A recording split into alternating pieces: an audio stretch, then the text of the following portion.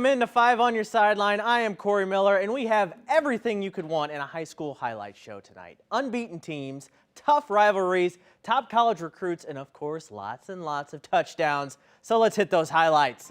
Jesuits versus Cancer tonight at DeSmet. Spartans off that huge win over CBC hosting SLU, up 14-0 early.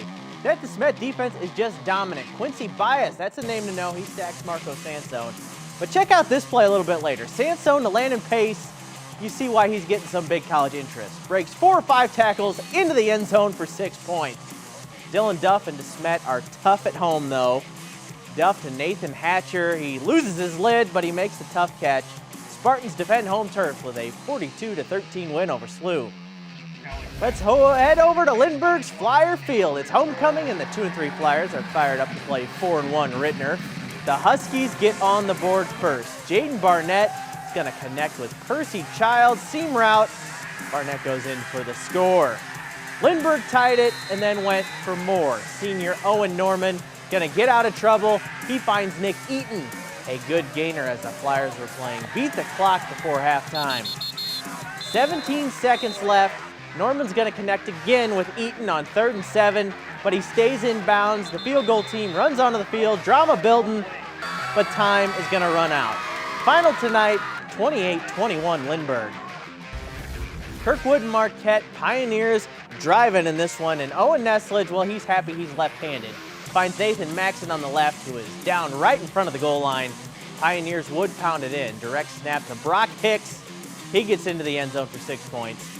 Mustangs can make some big plays as well. Justin Jackson right through the line, right up the middle, and all the way to the house.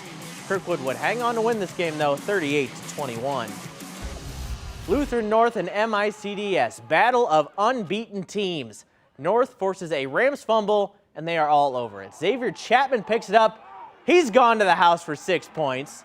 And now we're going to go to the offense because Lutheran North can score in pretty much every way you want them to.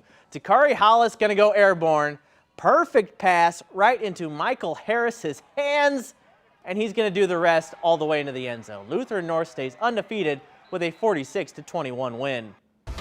Pattonville at Eureka Wildcats with a hyped-up run out tonight. Pattonville driving right here. Michael Allen to DeAndre Rush Jr. takes a big hit, but he hangs on for the catch. Pirates are going for the end zone next, but Allen Brown III comes flying in out of nowhere for the Eureka pick.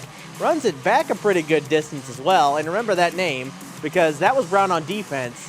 And here he comes on offense. Fantastic touchdown grab right at our photographer Tom Stasiak in the end zone. Eureka wins tonight 34-0. We are headed next to Ladue where the Rams were hosting Lafayette. Lancers try the onside kick to begin the second half, but Ladue's Samuel Gellner comes up with the ball. Rams could not take advantage of the field position. Lafayette took over and dug into the bag of tricks. Zay Jones pulls up, fires downfield. Michael Callahan can't haul it in, but Ladue's flagged for pass interference. So they move anyway. It's money time for the Rams defense, but it will be the Lancers who would cash in. Jack Bell goes back to Callahan. This time he's got it. Touchdown Lafayette. And at the last check, Lafayette was still winning this game 13-9. It is never fun venturing into the Lions' den at Cardinal Ritter, and Borgia found that out tonight. Carson Boyd airs it out. DeJarian Miller runs right past everybody and runs right into the end zone. 6 points for Ritter. They can do it on the ground, too. Look at the QB Boyd. Watch this. He's already celebrating. He knows from the moment he hands it off it's going to go for a score. Jamarian Parker takes it to the house. Cardinal Ritter rolls over Borgia 70-7. Tackle Hunger is sponsored by Neighbors Credit Union. Here you belong. For a third straight week, we're tackling hunger on the Illinois side of the river. This week, we were in Collinsville for homecoming week, and the K-Hawks showed up big time. On the field, Collinsville has made the playoffs in back-to-back seasons, but are just 3-2 to start this season. It's not time to push that panic button, though. That playoff goal is still in play.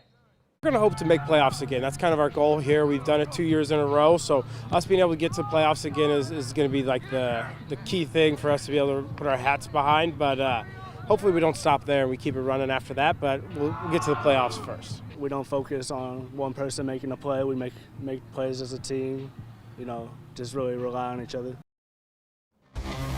Full moon over Collinsville. Great shot from photojournalist Jimmy Kruko. K-Hawks off to the fast start. Darren Pennell hits Ryan McIntyre. He's got some daylight. Collinsville for 6. K-Hawks can run it as well. Amari Rogers-Parat gets the around the end, and that goes for a touchdown. And some more push-ups for those cheerleaders. Altoff's loaded this year, though. Freshman quarterback Jaden Ellington scrambles around, zigzags his way through the K-Hawk defense and into the end zone. Altoff gets the road win, 38-27. Here's our tackle hunger tally for the week. Big thanks to Collinsville for showing up in a big way. They collected more than 2,000 pounds of food for Operation Food Search. So far, the campaign has collected close to 50,000 pounds of food that will help feed more than 12,000 people. Now, I mentioned that Altoff is loaded this year. Let's look a little bit closer at that fact. The Crusaders have 3 juniors who have become big college recruiting targets. Running back De'Are Hill Jr., lineman Jason Dow, and receiver Charleston Colden form an impressive trio, and they are loving the recruiting experience.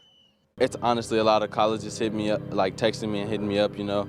It's honestly a blessing, you know, because where I've come from, a lot of people didn't get the opportunity I did. Recruiting, sometimes it gets overwhelming, but at the end of the day, it's a blessing. I enjoy every moment of it. Further my education, to further me just be able to grow as a young man, and also just to me, I don't know how other high school players are, but I plan on going to the NFL, not just staying in college.